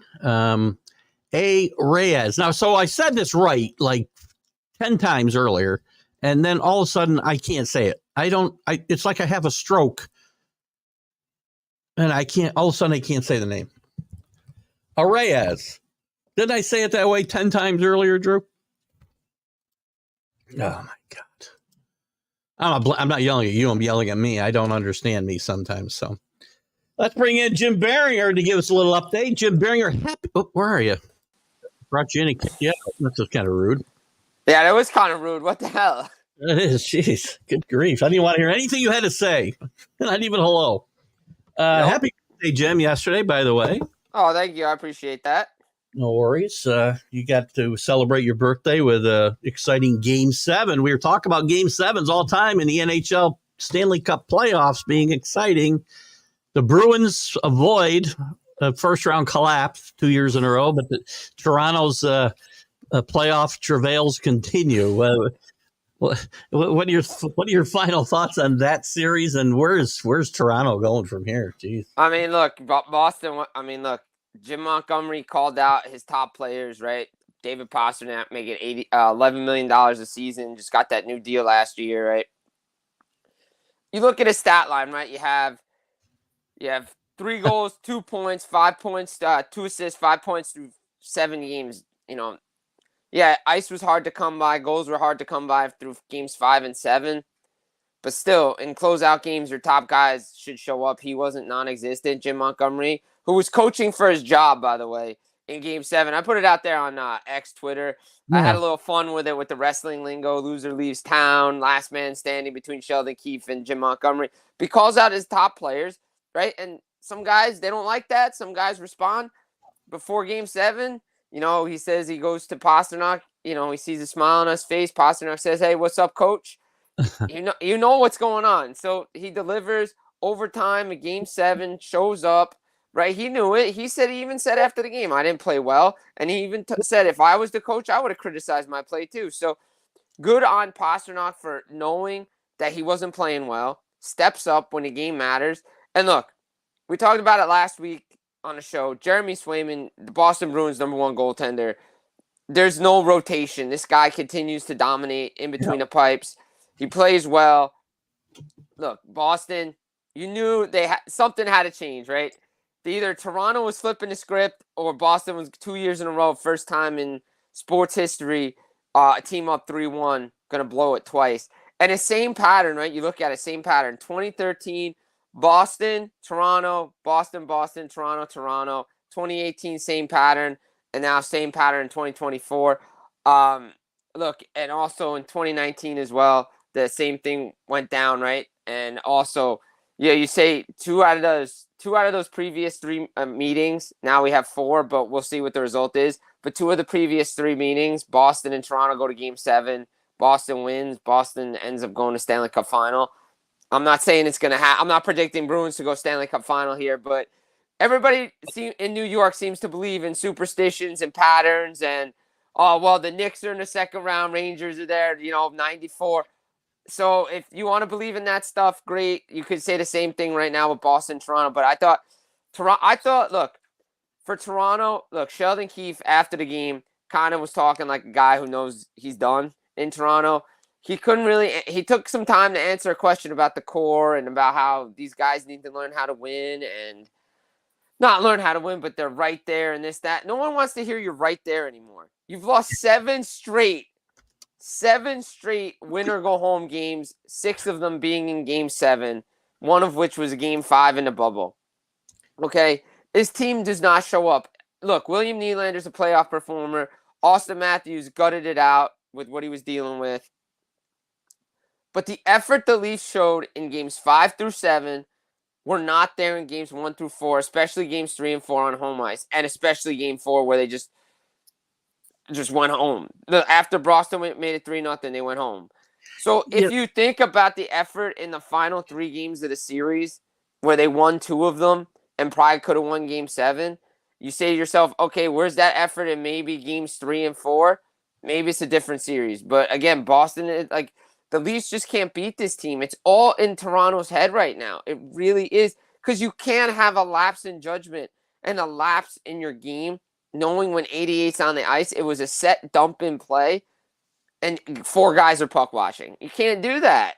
Well, speaking of teams being in players or teams' heads, Boston's got their own demons to overcome here against the Panthers in this coming series. No. Yeah. I mean, look, last year you're up 3-1 against Florida. Look, I'm gonna say this like I wrote in the in my preview coming up for Vancouver and Edmonton. Look, Vancouver went 0-4 games against Edmonton. I don't really look at regular season stats. Look, Boston swept the season series with the Panthers. That's all well and good. Doesn't matter. Look, Boston's going to have revenge. Boston's going to have a lot of momentum. Yeah, they're going to have to travel. Panthers been off since Monday. It's hard to play playoff hockey when you've been off for a while. Look, I'm not saying Boston's going to beat Florida, but I do think Boston's going to make it a lot tighter of a series now because they've gone through a lot of adversity. This type of stuff helps you later on in the playoffs. And listen, I think Florida's a better team on paper. I think they're deeper, they're hungrier. Yeah. They have more weapons than Boston does. But if Jeremy Swayman's going to play like this, it only takes 1 goal in the playoffs. It only takes 1 goal. I think we're heading for a Ranger Bruin Eastern Conference final, which I think would be great. As much as as a fan in me doesn't like the Rangers, but as the analyst in me says when it's like I'm gonna just talk real quick about basketball for a second. I was talking about this with my buddy the other day. You look at hockey, right? And everybody wants to talk about it, the expansion of the league and how the game is great. The game is also great when the original 6 teams do well. Yep, great. So if the Rangers and Boston meet in a conference final, you know how well that's going to do for TV and how well it's going to do for the game. Original 6 things matter. It's like the Knicks, right? Knicks being good for is good for basketball. Like, you want the Knicks to make a deep run every year. It's your one of your largest TV markets. Like, the fact that Knicks make it to the second round, that's huge for the NBA. So if the Rangers and Bruins meet in a conference final, great. If the Rangers and Florida meet in a conference final, even better. But as long as one of the original 6 teams is there, it matters. Yeah, I agree. I agree wholeheartedly. We'll come back to the East in a second because we're talking about Game 7s. We got one today, so I talked about the lack of potential Game 7s, I think, last week, but now we've got a 2. month. We got 2 in 2 days, and obviously CA, our resident Stars fan, has got his little emojis going here. He's very happy, and he's certain Dallas will get by Vegas tonight. I'm not so sure, but we'll see. Look, I think if Dallas wins here, I think Dallas goes to the finals if they win. There's been a lot of talk about the winner of the series going to the Stanley Cup final and representing the Western Conference.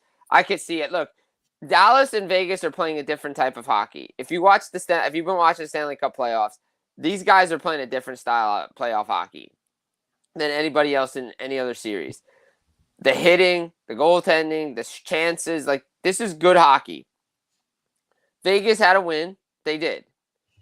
Aiden Hill and Jake Ottinger put on a show. By the way, fun fact. So if you go back to Friday night, Game 6, Vancouver and Nashville, 0-0 after 40 minutes. Game 6 of Vegas and Dallas, scoreless after 40 minutes. And Game 7 of Toronto and Boston, scoreless after 40 minutes. 3 days in a row, we've had 3 games in 2 days go scoreless after 40. So everybody wants to talk about the offense. It's the goaltending and the defense that shows up in the playoffs.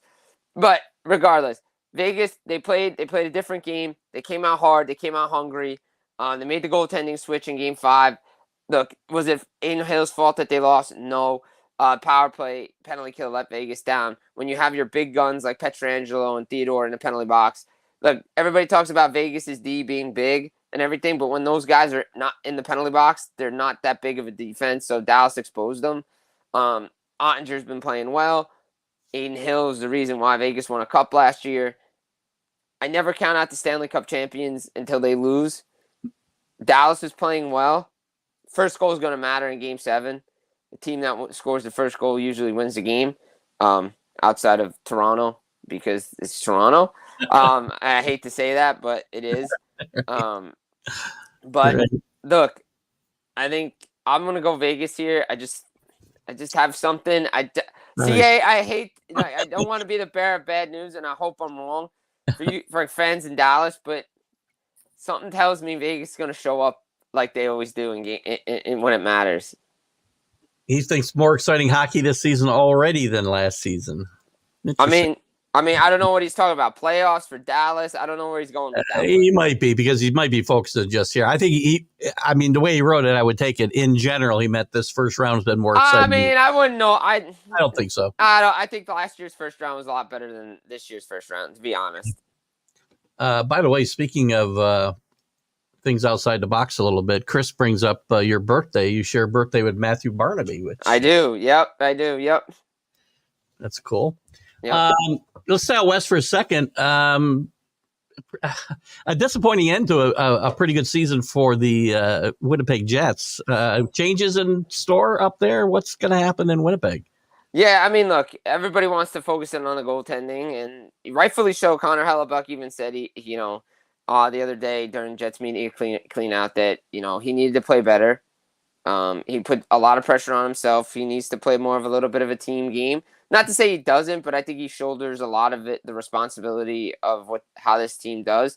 So if he buys in a little bit more, that's going to help. Look, the Jets did everything right this year. Shovel day off. They got the players that they needed. They just ran into a buzzsaw because defensively their structure went away, right? They were the best defensive team in the NHL, and you give up 5 goals in every game. You can't do that. Like that's just not good enough. They need to get another defenseman to go with Josh Morrissey. They have pending UFAs in Sean Monahan and Tyler Toffoli. That stuff, it's going to work itself out. If I'm Winnipeg, I would bring Monahan back. I like what he did for that team. Coach is going to be interesting. Rick Bowness has a team option, and the team has an option with Rick Bowness. He wants to come back. You could tell he wants to come back. He was very proud of this group, the way they played. The effort was there. Mm-hmm. It was better than it was last year. He's not calling out his players. They got to change something up. Maybe you move out Nicky Ehlers. I like Nikolai Ehlers for that team, but maybe you got to change some things up in there. Bring a different mindset, different players in there, like we talked about last year. But not as much turmoil with Winnipeg this year as there was last year. Last year, guys were talking about, oh well, if we're gonna go rebuild, I don't want to be here anymore. There was so much uncertainty around Connor Hellebuck, Mark Scheifele, guys like that. This year, not so much. I know Kyle Connor's due for an extension soon, so that's going to be interesting to see where he goes, goes. I think they're going to make some changes here. I got to believe it's probably going to start with the head coach. As much as I like Rick Bowness as a guy, I think the team played better under Scott O'Neill when Bowness stepped away. And all the best that Rick Bowness is he deals with family issues, his wife, and his own personal health as well. But I just think with Scott O'Neill there, I think they're going to go in that direction. But I could be wrong. Again, nothing official till it's official. He's going to talk with Mark Chipman, Cheveldayoff, and they'll see where it goes. It's like Toronto, right? We keep talking about it every year with Toronto. When are they going to break up the core 4? When is this team going to change? How is it going to change? Like you thought last year, it's got to – like every year I've jump on Toronto radio after they lose. This is the year they're going to change it. This is the year they got to change it. They keep running it back. And I feel like I can be very, very confident in saying they're changing something this year, whether it's Mitch Marner, whether it's John Tavares. William Nylander, Austin Matthews aren't going anywhere. William Nylander basically confirmed yesterday what I told you last week and what I've said to a couple other people, that he had a concussion. He did. Like, he's like, well, they were holding me out for a probable concussion. You had a concussion because if you had migraines that badly, you're not skating on your own. Right. You can't, so let's be honest. But again, that's his personal business. So, we'll see what the official word comes out when the Leafs have locker room clean out day. So, but I think you got to move Mitch Marner. I think you have to be open to it. They have to be open to it. I know they have no move clauses, but to me, it's just protection to determine where you want to go to your next team. It's not the be-all, end-all anymore, right? Yeah. We've seen it around the league. Guys can waive their no-trade clause if they want to go to a certain place. Go to Mitch Marner, say, where do you want to go? We'll try to make it happen. Because 3 points in 7 games isn't going to cut it for a guy that's getting paid $11 million. It's just not. How many years did you hear about the Rangers with Rick Nash? Oh, he's doing everything defensively. No one cares. Right. When you're getting paid the money you're getting paid, you're supposed to produce offensively. Right. Great. That felt like for a decade, but I know it wasn't, but it felt like a decade. Right? Like him, Brad Richards, like all those guys, like you got to step up and show up when it matters. And, look, Richards I did more so than Nash, but you know what I'm saying. Listen, so we talked about the original 8. And when it's good when somebody. You mean the original 6? I'm sorry, original 6. Where did I get 8 from? I'm looking at 8 in front of me. The original 6, and when one of them gets in the finals, it's always good. Yeah. We got 2 teams left from Canada, and I think when teams from Canada are alive, it's still good for me as well. Yes. Right? Yeah, Western Canada is happy right now. Right, and we've talked a lot about nobody's won in 30 plus years a Stanley Cup from Canada, and you got Vancouver and Edmonton carrying the flag now. Do we see can one of these teams? Can they get to the final? Can they win the championship? If it's going to be anybody, I think it's going to be Edmonton. I think the way they're playing is just so good right now. Look, Vancouver cannot do what they did. Let's be honest; they cannot play the way they played against Nashville, against Edmonton. Yeah. Edmonton will eat them apart. They cannot play like that. You cannot sit back, wait, take your time, think the third period's going to come and you're going to score with a minute left. Now, is Stuart Skinner and UC Saros? No. But offensively, the Edmonton Oilers have more offense and are deeper than the Nashville Predators. And Vancouver has that offense too, but they didn't use it to their fullest ability. Now, Nashville plays great defense, but still, you have Brock Besser, JT Miller, Elias Pettersson, Lindholm, to go down the list. But again, in Edmonton, it starts with 97 and 29. Draisaitl, McDavid. Their power play was clicking. Now, look, to be fair, the Kings didn't shoot the puck that much on a power play, so their penalty kill was great. I expect Vancouver's power play to score some goals against Stuart Skinner. Am I sold on Stuart Skinner? No, but he came up with the big saves when it mattered. Like the Kings probably should have won Game 4. They didn't. Maybe should have won Game 5 too. Who knows? But again, it's Stuart Skinner. On the other side, Demko's hurt. Casey DeSmith. Is it Arthur Seavoss's net? Are they going to run him back? We don't know when that series is going to start, by the way. It could be Tuesday. It could be Wednesday. We're not sure yet because building availability. But they were able to move a Tim McGraw concert in Boston and reschedule that. So I think you can reschedule these events. Like a lot of angry Tim McGraw fans there, by the way, probably. But I mean, well, the schedule was released yesterday after the game was over. I put it up on Twitter, and somebody pointed out, well, there's a Tim McGraw concert on Friday. Well, I'm like, well, they're probably gonna have to reschedule it for Saturday. I hate to say it to you, but the Bruins take priority. Yeah, it's their building, right? So yeah, it's their building, so they take priorities. And they're gonna move now. Again, Edmonton, who knows? Like again, they may not be able to do anything, or Vancouver, they may not be able to do anything because stuff's you're a couple of days away from everything. So here you're a little bit over a week, so you're okay with it, but still. But again, if you're Edmonton, you're going to expose Vancouver's defense and the way they play with that speed. Again, they're so much deeper. You have Henrique there. You have Sam Carrick there. You have Corey Perry there. RNH is there. Zach Hyman continues to play well. And what a loss for the Toronto Maple Leafs. The fact that you didn't want to give him an extra year, you want to give him trade protection, like he's just flourishing with these guys. And he might win a Stanley Cup. And I think the Edmonton Oilers have a legit chance to get back to can go to a Stanley Cup final first time since 2006. Interesting. That'd be a lot of fun.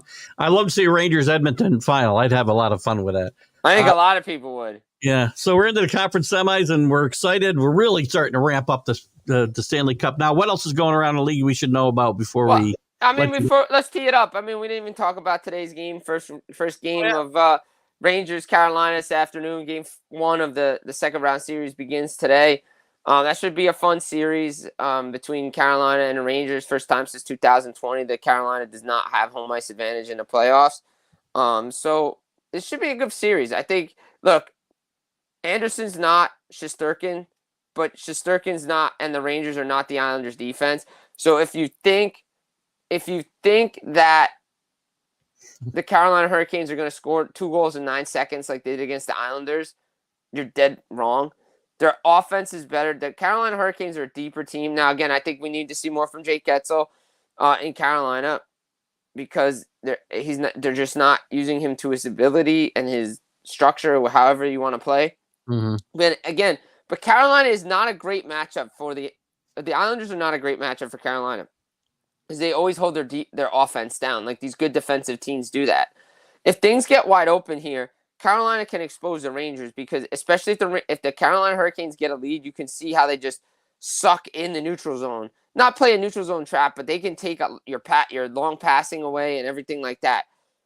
The Rangers defense is more mobile. I like what Laviolette did. The changes that he makes, you can see, right?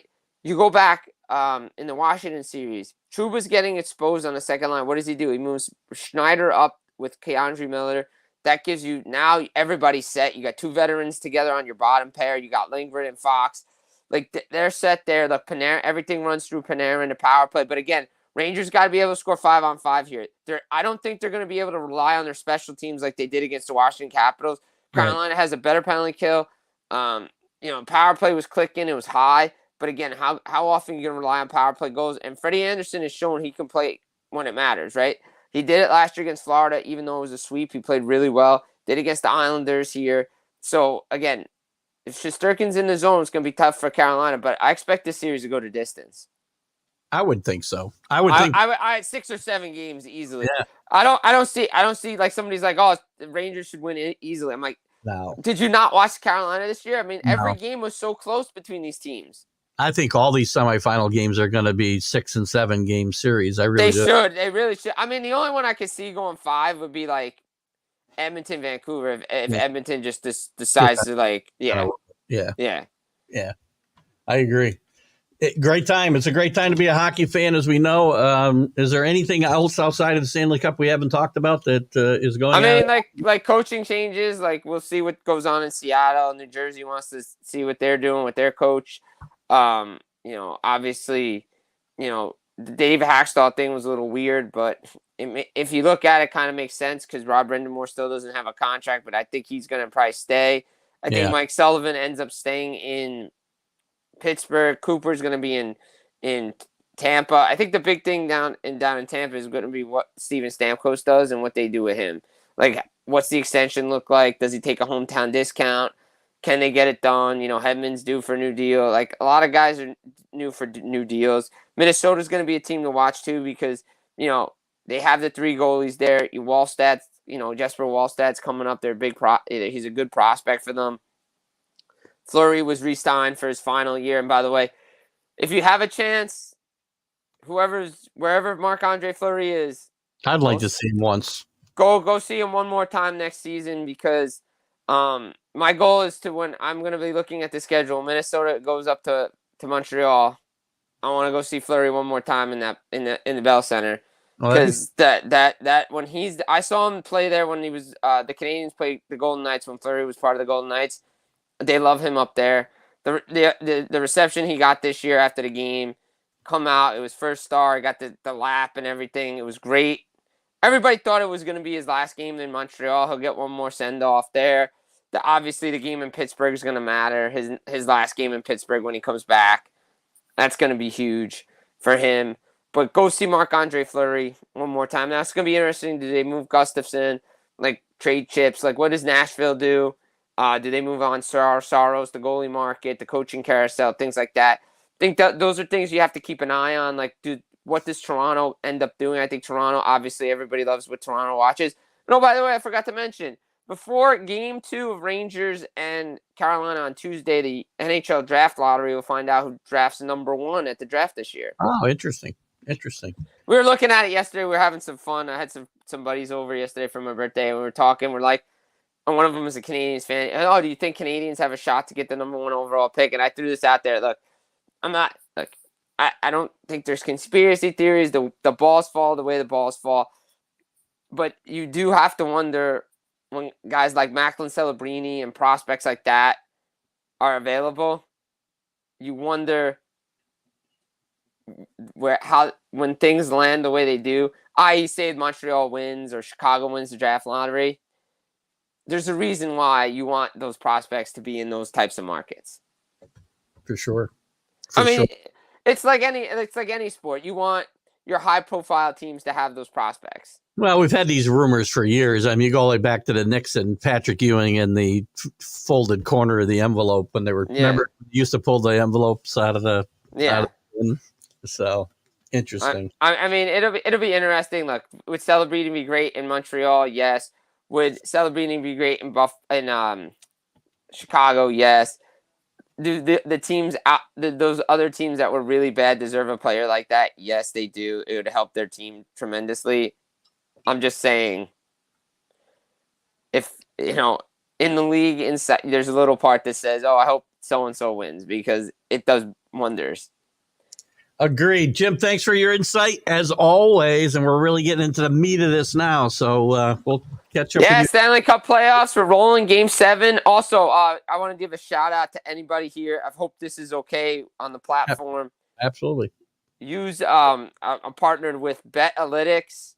FPH24, 25% off monthly, yearly subscriptions for you guys out there that do that stuff.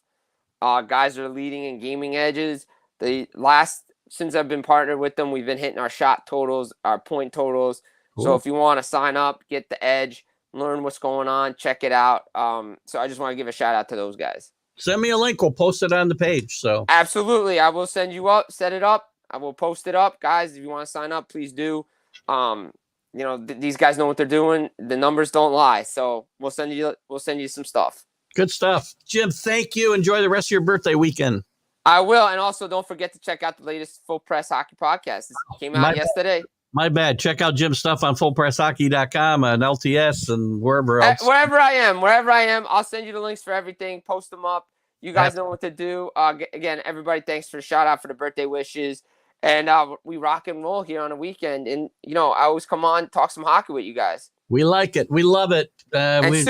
Soon again, college football. Yes, won't be long. Won't be long. Yes. I don't want to wish the summer away, but it won't be long. No, absolutely. Absolutely. All right, Jim. Thank you, buddy. All right. Take it easy. Have a great Sunday. Jim Biringer, the great Jim Biringer from fullpresshockey.com and LTS and other spots. Good stuff. What do you got here? More exciting hockey this season already than the last season. You said that once. Oh, I went backwards. All right. So a few of you guys are gone from when we left off, but we'll go back and pick up the comments. And if you guys are still here, you can certainly, we're going to go long, apparently, which is certainly fine with me. Let me see where we left off here. I guess it was where Drew was giving me a Reyes. Oh, God. Rick Sherlock, how did you feel your Friday interview went? I did not yet have a time to critique it. I think it went really well. I talked with Buddy Biancalana a lot about, obviously, his career, and we talked about that 85 World Series. We talked about his great teammates, George Brett Saberhagen, Quisenberry, Hal McRae, the great Dick Hauser, died tragically just a couple of years later from brain cancer, maybe not even a couple of years later. And we talked about his zone motion, which he knew at that point. He hit a zone, and people hit the zone, whether it's sports or in your job or even in life. And we talked a lot about that and the whole. God, I don't even know how to term it. It's kind of a combination of sports psychology, sports physiology, and it's really an interesting format. And we kind of weave that into the conversation rather than just concentrate on that by itself. But we talked a lot about that and some of his thoughts on the game today, which I don't necessarily agree with everything Buddy had to say, but and we talked about umpiring and the fact that, as I said, with the human error in umpiring, that 1985 World Series that Buddy Biancalana was best known for, coming up big and being involved in a lot of big moments in that series. I don't know that we remember that series the way we remember it today if Don Denkinger doesn't blow the call at first base. So, again, back to a little bit of Tiger got his practice swings out of the way in Augusta. He's locked and loaded now for the PGA Tour. I don't think Tiger's going to play a lot this summer, Chris. I know he said he's going to play in the U.S. Open here in a couple of weeks, Father's Day weekend, most likely, another month. I'm not sure if he's got anything scheduled here in May or not. Actually, there might be another major. Now that I think about it, there could be another major in between. Anyway, you're not going to see Tiger playing week in and week out. It's just not going to happen. And if he doesn't, I don't see how he really thinks he can win another major without playing more.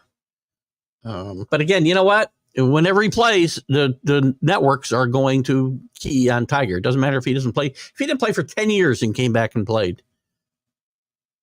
Very funny. Another thing we hadn't talked about, and I know we're obviously over already. We'll go a little longer if we have to. And I'm going to bring this topic up again as we get closer to it. But I think, we've talked about it a few times on some other shows I guessed on, the Tyson and Paul, Jake Paul fight, which is now a sanctioned fight, by the way.